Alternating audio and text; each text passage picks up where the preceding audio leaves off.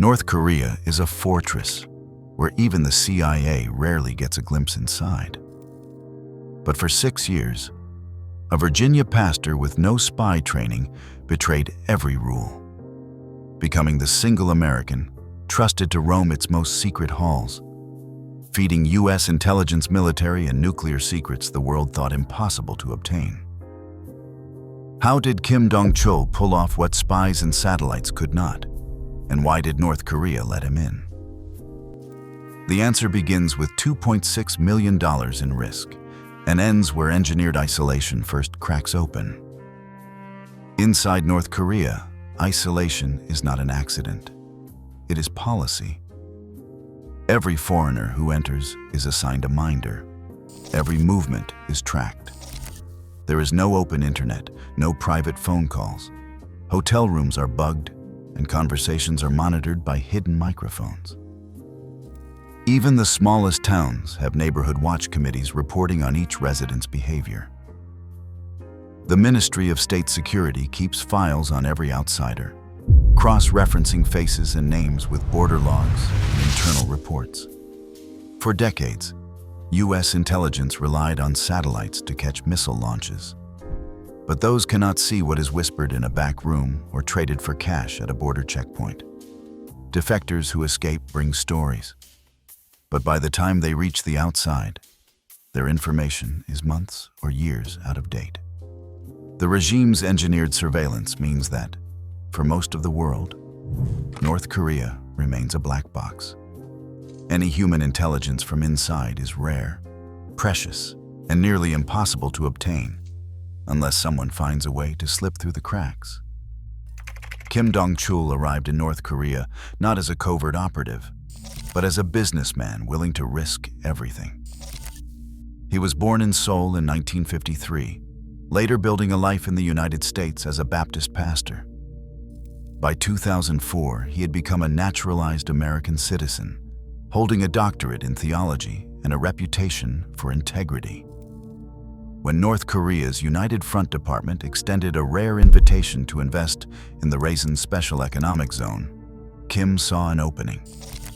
He put $2.6 million of his own savings on the line to build a hotel in Rason, one of the only places in the country where foreign business was allowed. The money wasn't just for show. He created jobs, paid North Korean workers, and donated medicine. Actions that earned him genuine respect from local officials. Over several years, his commitment paid off. By 2009, Dong Chul stood apart as one of the only Americans granted long-term residency inside North Korea, officially recognized and trusted by the regime. His hotel became a hub for officials, traders, and visiting dignitaries, an unlikely gateway for a man who, on paper, was just another foreign investor. South Korean intelligence reached out first, then the Americans. The offer was stark: no backup, no rescue, no guarantees. If caught, he would be on his own. Dong Chul weighed the risks. He was not a trained spy, just a businessman with a family and a life built far from danger. But the agencies made it clear his access was unmatched, and the information he could gather might change everything. He agreed, knowing what was at stake. Training came quickly and quietly, squeezed into brief trips outside North Korea. There was no time for formal courses, just urgent lessons in hidden cameras, encrypted USB drives, and memory tricks for sensitive data. He learned how to use a wristwatch that took clandestine photos, how to pass information using dead drops, and how to destroy evidence in seconds. Every device was a liability. Discovery meant death. Before crossing back into North Korea in 2009, he understood the rules. Never keep anything that could tie him to espionage. Trust no one fully, and remember that help would never come. Dong Chul stepped onto the plane not as a visitor, but as an operative, carrying secrets and resolve in equal measure. Dong Chul's first months as an operative were spent in careful observation. He kept his business routine unchanged, hosting officials, attending port meetings, and circulating among traders who moved goods between Rason and the border. Each interaction became an opportunity. He started by snapping discreet photos with his wristwatch camera. A restricted pier, a convoy of military trucks, a stack of shipping manifests left unattended. These images, seemingly harmless, revealed the flow of goods and hinted at military activity. But information alone was not enough. North Korean officials, even those loyal to the regime, faced constant shortages and the pressure of sanctions. United States dollars became a lifeline. Kim offered payments for simple favors, copies of paperwork, updates on arrivals, or rumors overheard in the customs office. Each transaction was framed as business research. A port clerk received a crisp bill for a list of incoming vessels. A border guard accepted cash for details about unusual cargo. By the end of his first year, Kim had recruited a military officer willing to pass on classified details in exchange for steady payments. The network grew, one cautious handshake at a time, each new source believing they were only helping a well-connected hotel owner. In reality, they were laying the foundation for a web of secrets that would reach far beyond Rason. A request landed on Dong Chul's desk that no one could refuse, and almost no one could survive. His handlers wanted proof, not rumors. They needed something real from inside North Korea's nuclear program. Through careful negotiation, Kim tracked down a scientist desperate for money. The deal was risky on both sides. In exchange for a large payment, the scientist provided a heavy bar of metal, a zinc ingot 99.999% pure, stamped with markings from the Soviet era. This was not scrap. It was the kind of material used in nuclear systems, nearly impossible to obtain without high-level access.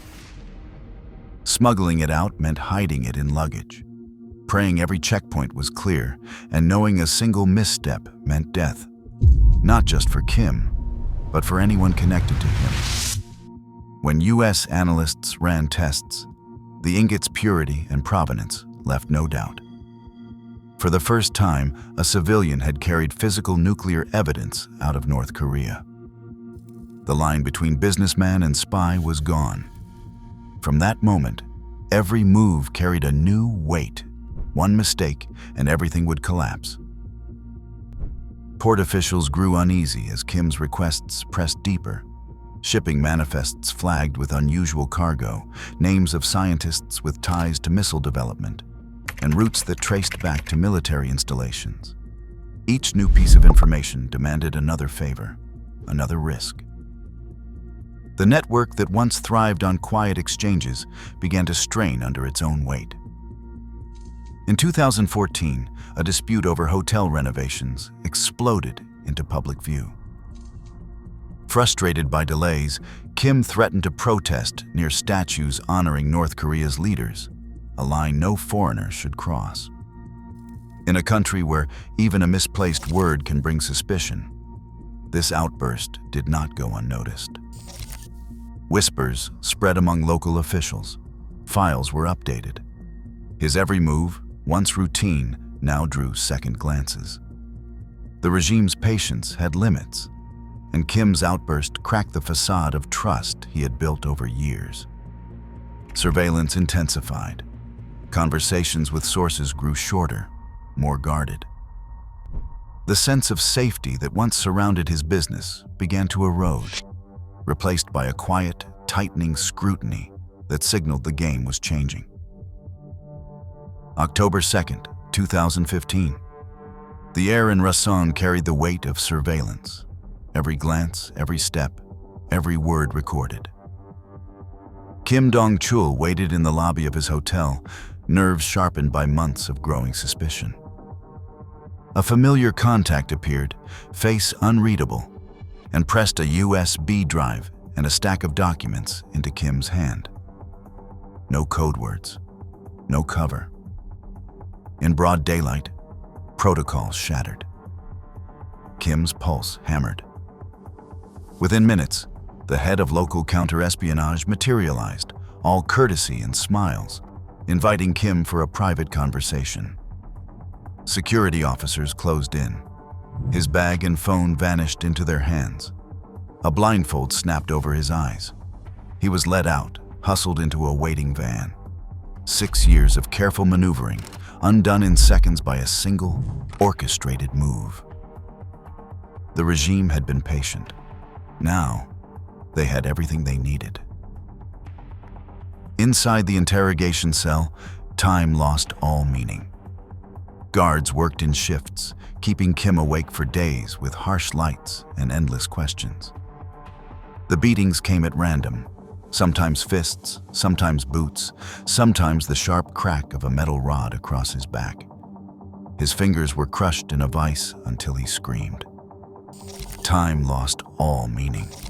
Electric wires pressed to his skin sent jolts through his body, leaving muscles twitching and nerves on fire. Food was scarce. Water was rationed. When he faltered, they starved him further. The questions never changed. Names, routes, methods. Under this pressure, Kim broke. He confessed on camera, voice flat, eyes hollow. 6 North Koreans linked to his network vanished. Their executions were swift, silent, and final. A warning to anyone who might betray the regime. Kim was sentenced to 10 years of hard labor, stripped of his name and given only a number, prisoner 429. On May 9, 2018, Kim Dong Chul stepped onto the tarmac in Pyongyang. He had been released after 31 months as prisoner 429. The handover to U.S. envoys was silent and stark.